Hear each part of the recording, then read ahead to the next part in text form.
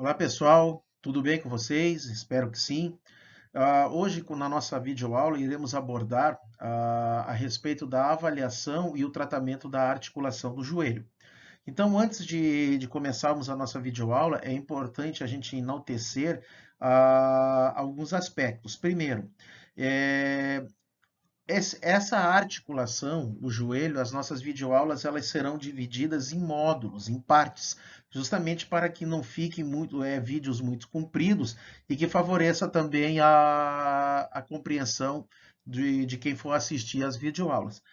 E, já realizando uma introdução, podemos dizer que a articulação do joelho é uma articulação que ela sofre muito a questão relacionadas ao impacto, ok? Impactos, traumatismos também, as lesões degenerativas, então é muito comum aqui as chamadas gonartroses, as artroses de joelho, que serão abordados futuramente em outros vídeos, ok? Então, nessa videoaula de hoje, iremos abordar alguns aspectos no que diz respeito à avaliação dessa articulação, para que daí, nos próximos vídeos, a gente possa ver como que o fisioterapeuta pode abordar em certas afecções no joelho. Um exemplo, o pós-operatório do ligamento cruzado anterior, ok? Muito bem, vamos adiante. Então, a avaliação do joelho, ela começa principalmente na parte subjetiva com uma boa observação e uma boa triagem dessa articulação.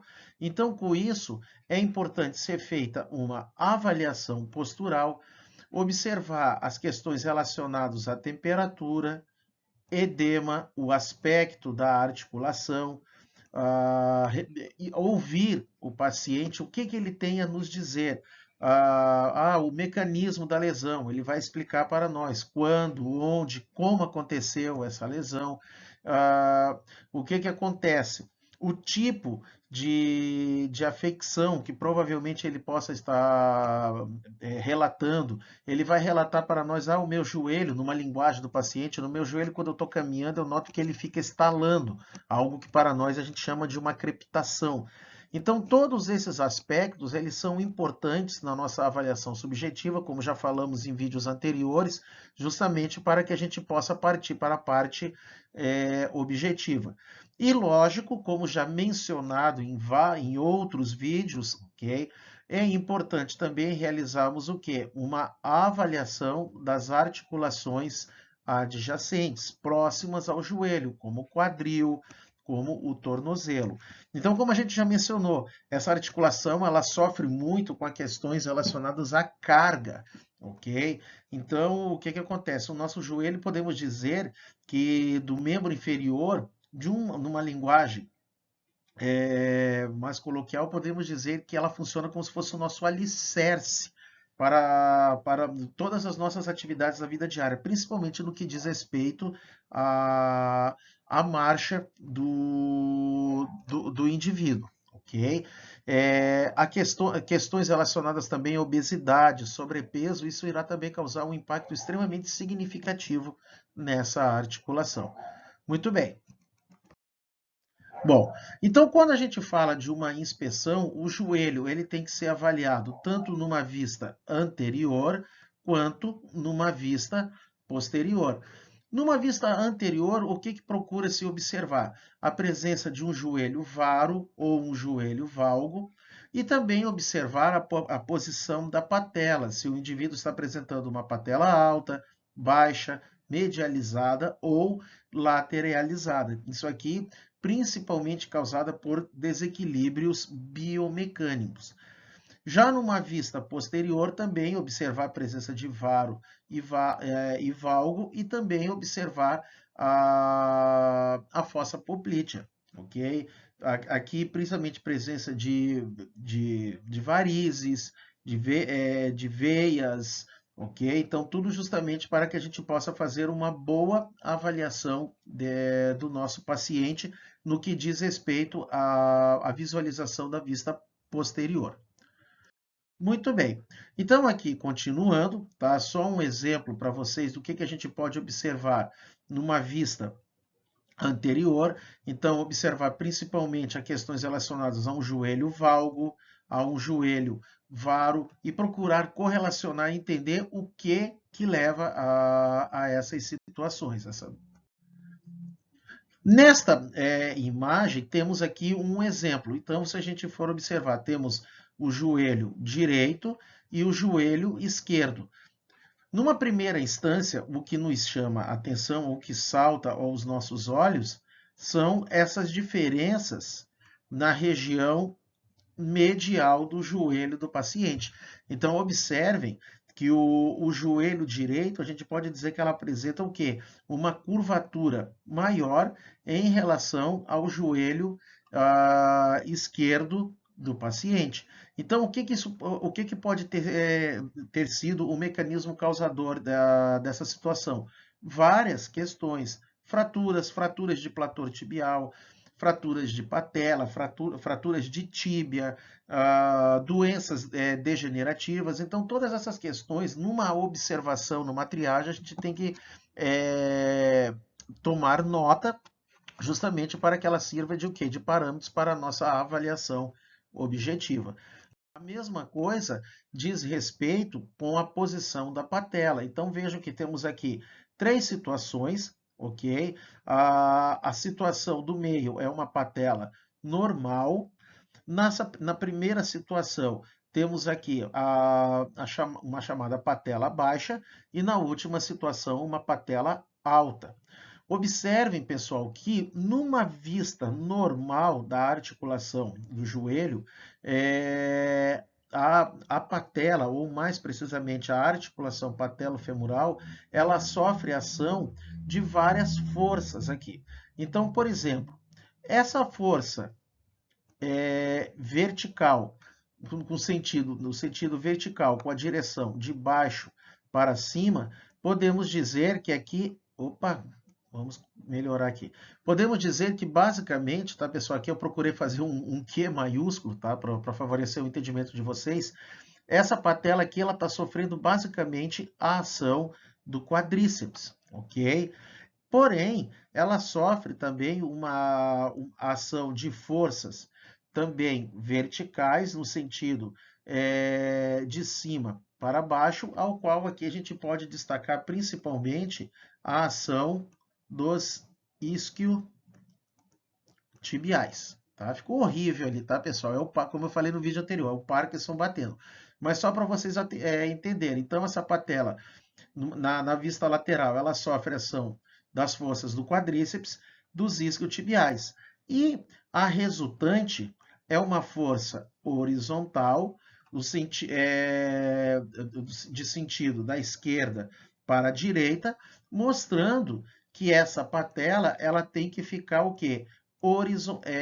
Centralizada no sulco patelar. Então, aqui temos a resultante das forças.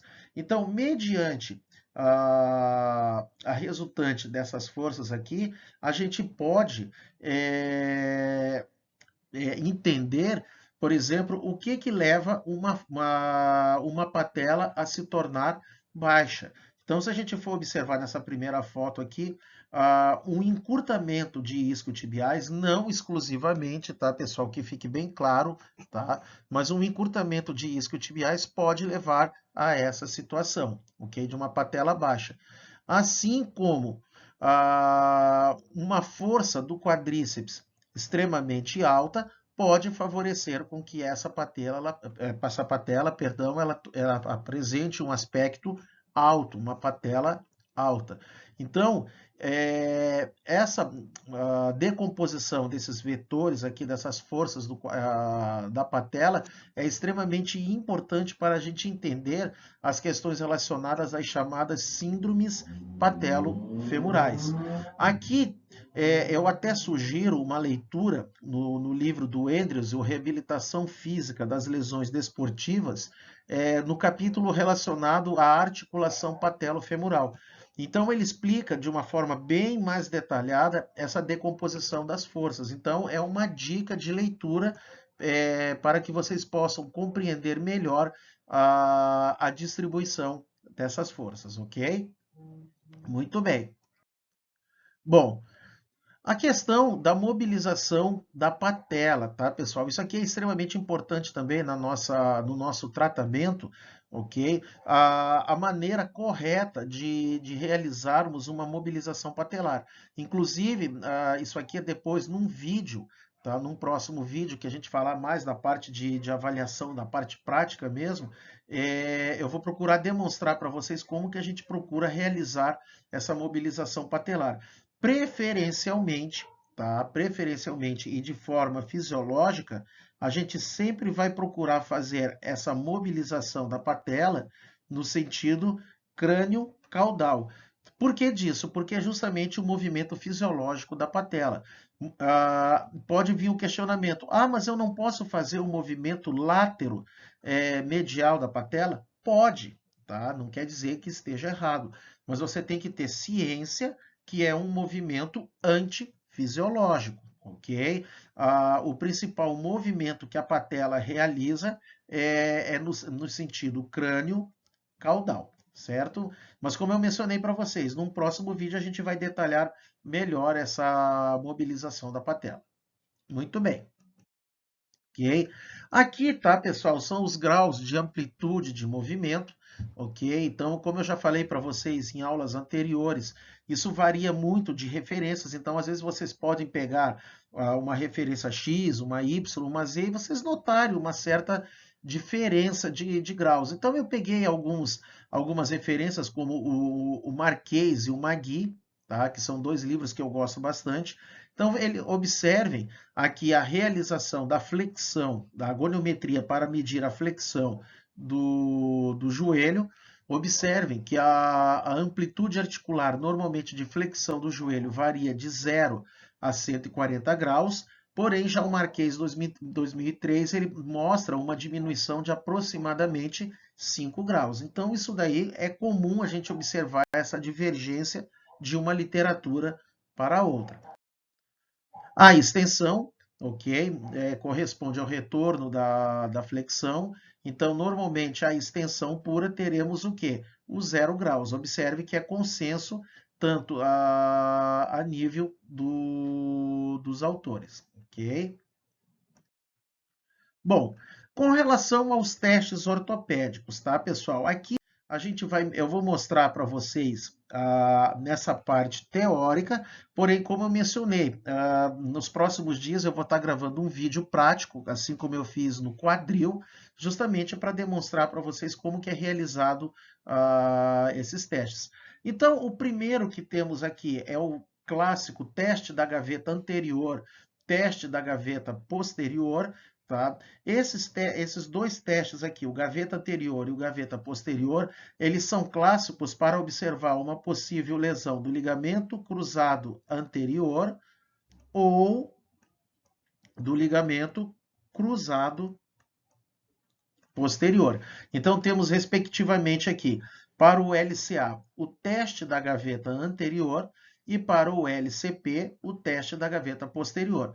Então, o paciente ele vai ficar posicionado na mesa de exame, em decúbito dorsal, quadril flexionado, joelhos flexionados. O terapeuta ele vai posicionar suas mãos na fossa poplítea e os polegares bem na interlinha articular do joelho.